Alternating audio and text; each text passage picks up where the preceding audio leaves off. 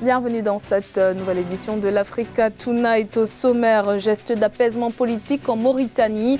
La justice a décidé d'abandonner les poursuites judiciaires contre 3 opposants au régime de l'ancien président Mohamed Ould Abdelaziz.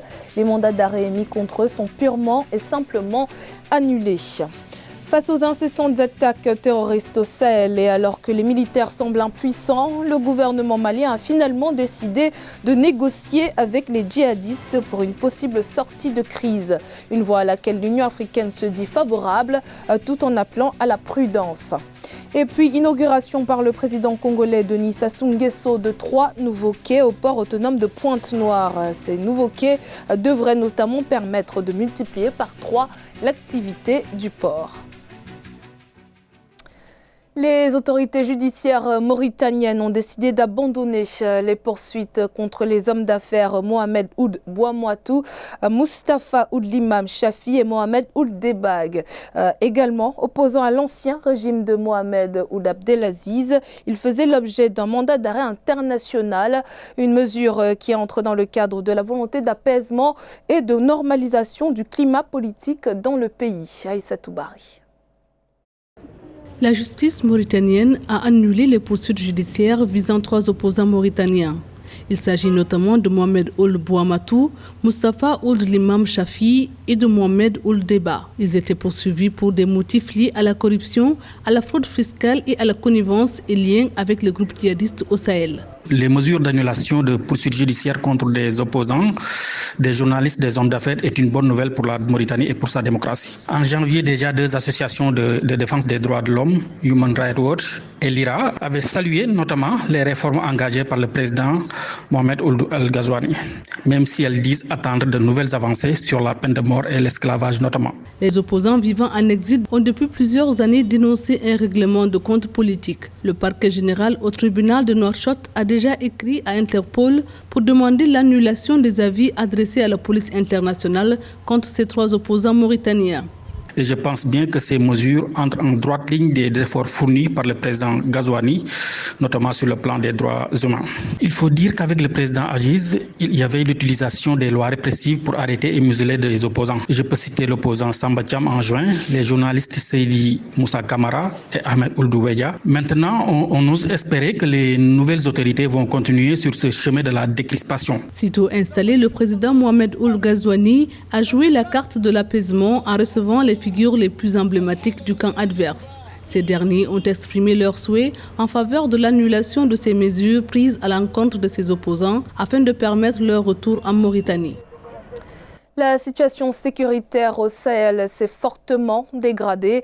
Pour la première fois, le Mali envisage une stratégie négociée avec les djihadistes, une stratégie soutenue par l'Union africaine, mais non sans risque pour Pierre Bouyoya, le haut représentant de l'Union africaine pour le Mali. Selon ce dernier, il est nécessaire de revoir la gouvernance et la stratégie sécuritaire avant de s'engager à poursuivre les négociations avec les terroristes. Les précisions d'Aïssatou Bari. L'Union africaine se dit favorable à l'initiative de l'État malien d'engager un dialogue avec les terroristes. En 2019, le nombre de victimes d'attaques terroristes au Mali, au Burkina Faso et au Niger est évalué à plus de 4000 morts selon les Nations Unies. Au vu de la dégradation de la situation sécuritaire dans le Sahel, repenser la stratégie devient une nécessité, estime le haut représentant de l'Union africaine pour le Mali et pour le Sahel, Pierre Bouyoya. Nous, l'Union africaine, nous soutenons fortement cette initiative de dialoguer avec ceux qui sont les chefs des groupes terroristes. C'est une des façons de mettre fin à la guerre, surtout s'ils sont maliens, nous les encourageons. Une entreprise difficile, mais qui peut aboutir à la paix. L'objectif de l'État malien est d'établir un contact direct pour voir si un dialogue est possible, notamment avec 2 chefs en particulier, Iyag Ag-Ghali du groupe de soutien à l'islam et aux musulmans et Amadou Koufa, le leader de la Katiba du Massina. Aucune crise ne peut être résolue sans l'implication des acteurs locaux. L'Union africaine a donc toutes les compétences et est dans son rôle quand elle encourage la négociation, qui est une des voies de règlement pacifique des conflits. Cela n'est en aucun cas un signe de faiblesse, La solution militaire ayant montré ses limites, cette nouvelle dynamique de sortie de crise est louable et à encourager. Toutefois, Pierre Buyoya n'exclut pas l'usage de la force. Au-delà des deux organisations terroristes qui opèrent dans le Sahel, un autre groupe djihadiste fait parler de lui depuis quelques mois. Il s'agit notamment de l'État islamique au Grand Sahara qui a revendiqué plusieurs attaques dans la zone des 3 frontières. Avec la situation sécuritaire qui se dégrade au Sahel, l'idée d'une force conjointe se renforce en Afrique. Les États africains veulent mettre en commun leurs forces militaires pour venir à bout du terrorisme. C'est l'une des résolutions prises au dernier sommet de l'Union africaine qui s'est tenu à Addis Abeba en Éthiopie. Le chef de l'État guinéen Alpha Condé l'a également confirmé lors d'une interview exclusive accordée à notre chaîne. Ange Nomeignan. L'Afrique veut créer sa propre armée. Pour venir à bout du terrorisme, elle compte mettre en place une force militaire qui réunira tous les pays du continent. La décision d'aller vers une force collective fait partie des nombreuses résolutions prises par l'Union africaine. C'est ce qu'a confirmé le président guinéen Alpha Condé lors d'une interview exclusive accordée à Africa 24. Qu'il nous faut une armée africaine. Parce qu'aujourd'hui, c'est quelques pays, mais tous nos pays sont menacés par le terrorisme. Si nous nous unissons pas nos forces pour combattre ensemble le terrorisme et l'éradiquer, ça va très loin. Personne ne peut vaincre le terrorisme en Afrique si ce n'est pas les Africains. Selon les Nations Unies, environ 150 000 à 200 000 tonnes de munitions incontrôlées se trouvent actuellement sur le territoire libyen, ce qui contribue à alimenter les réseaux terroristes dans le Sahel. Les États africains veulent apporter une solution africaine à cette crise. Ils dénoncent de ce fait l'ingérence des puissances étrangères qui ne prennent pas en compte l'avis du continent.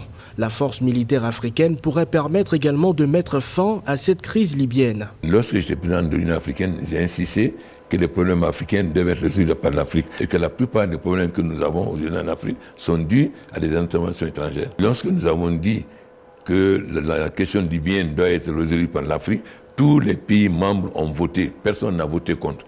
Maintenant, dans la pratique, il peut y avoir des positions différentes, mais il y a eu l'unanimité que le problème de la Libye doit être réglé dans le cadre d'une grande réunion convoquée par l'Union africaine sous la direction du président Sassou, qui est le président du Haut Conseil chargé du problème libyen. Un autre sommet va se tenir en Afrique du Sud pour affiner l'idée d'une force conjointe.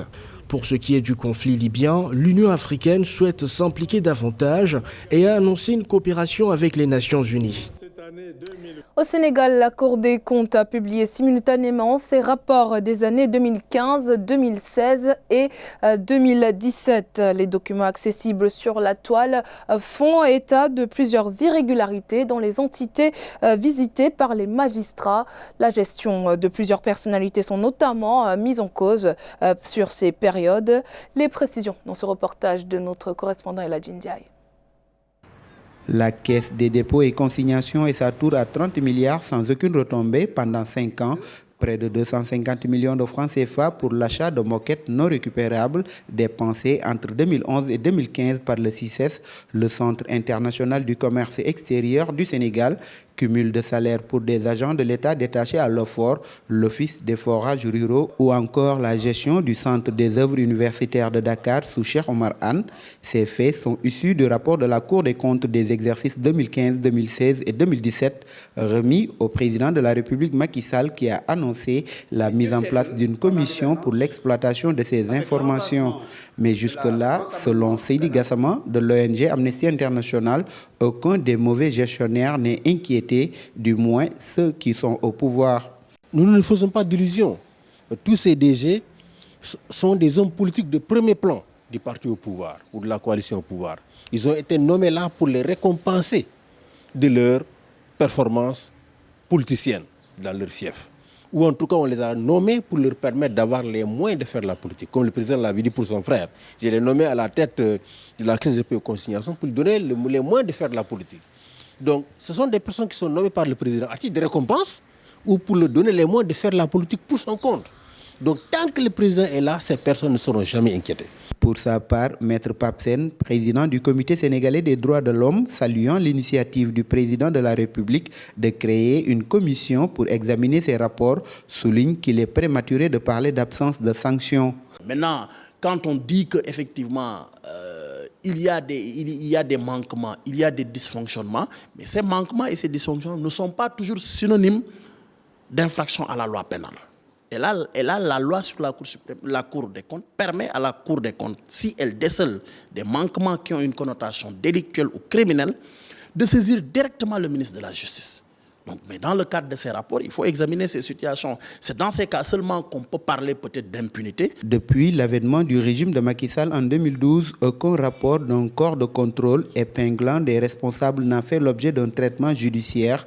À noter que la Cour des comptes a indiqué que les rapports annuels 2018 et 2019 seront publiés courant octobre 2020.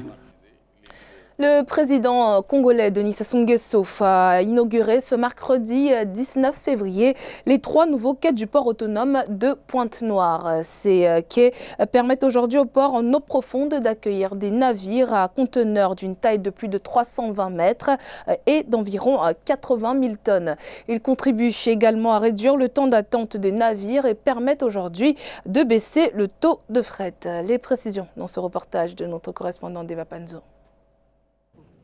Le quai G du port autonome de Pointe-Noire, long de 800 mètres linéaires, a accueilli ce navire de 332 mètres, transportant 8400 conteneurs, une nouveauté pour ce port en eau profonde. Avec le quai D, long de 720 mètres linéaires, et le quai polyvalent de 320 mètres, capable d'accueillir des navires conventionnels de 80 000 tonnes, tous inaugurés ce 19 février 2020 par le chef de l'État congolais. Ces installations s'inscrivent dans le plan de modernisation et d'expansion de cette infrastructure portuaire. Les 3 quais objets de la présente cérémonie d'inauguration représentent une longueur totale de 1840 mètres linéaires qui se répartit comme suit. Le quai G, qui nous fait face, de longueur 800 mètres linéaires au fond des profondeurs de moins 15, construit en 3 ans et demi et achevé en mai 2014. Les travaux de ces 3 quais sont estimés à plus de 97 milliards de francs CFA. Leur mise en service permettra au port autonome de Pointe-Noire de réduire le temps d'attente des navires de 3 semaines à 24 heures. Excellence, Monsieur le Président de la République, chef de l'État, votre présence en ces lieux illustre la volonté, d'une part, de maintenir les acquis du programme d'investissement prioritaire et d'autre part, d'amorcer en toute confiance la mise en œuvre de la phase d'urgence du plan directeur de développement du port de Pointe-Noire. Notons que les quais G et D, mis en fonction depuis quelques années, ont permis au port autonome de Pointe-Noire d'améliorer sa capacité d'accueil de conteneurs. Ainsi, le trafic conteneurisé est passé de 266 000 conteneurs équivalent 20 pieds en 2008 à 921 000 conteneurs équivalent 20 pieds en 2019. Direction la République démocratique du Congo à présent, où le gouvernement a réduit de plus de 30% les recettes de son budget 2020. Une mesure qui a pour but de rationaliser ses dépenses après des dérapages enregistrés en 2019. Les autorités ont ainsi ramené à 5,64 milliards de dollars les recettes de son budget 2020 contre 8,2 milliards de dollars auparavant. Les précisions dans ce reportage de notre correspondant Jacques Amboka. Conformément aux recommandations du Fonds monétaire international FMI, le gouvernement de la République démocratique du Congo compte dépenser uniquement sur base de recettes ou financements engrangés par le Trésor public. Dans son plan de trésorerie du secteur public, le pays a réduit les recettes fiscales et non fiscales du budget 2020 de 8,2 milliards de dollars à 5,64 milliards de dollars, soit une baisse de plus de 30%. Pour ma part, le plan de trésorerie présenté par la RDC épouse la capacité réelle de mobilisation financière de cet État. Comme il a été noté, c'est un plan qui résulte de la prise en compte des tendances défavorables de la conjoncture. Les nouvelles dispositions sont réalistes bien plus que le plan initialement présenté. La RDC dispose donc des capacités réelles pour mobiliser ces fonds. La nouvelle estimation des recettes du budget 2020 à 5,64 milliards de dollars constituera un gap de 200 millions à combler par des bons du Trésor émis par la Banque centrale, étant donné que le gouvernement pense pouvoir mobiliser uniquement 5,4 milliards de dollars. Il faut également relever que les autorités devront faire preuve de prudence et essayer de ne pas trop s'écarter du plan présenté dans la mesure où un plan de trésorerie est flexible. Il peut être ajusté en fonction des circonstances et de la conjoncture économique. Le nouveau plan de trésorerie adopté par la RDC vise à éviter le dérapage des dépenses publiques. En 2019, à 5 mois seulement, le budget du pays a déjà été utilisé autour de 98%. Le FMI avait alors recommandé au pays de faire preuve de plus de réalisme dans ses dépenses. C'était le journal de la rédaction. Merci de votre fidélité. Dans un instant, une nouvelle édition de l'actualité sur Africa 24.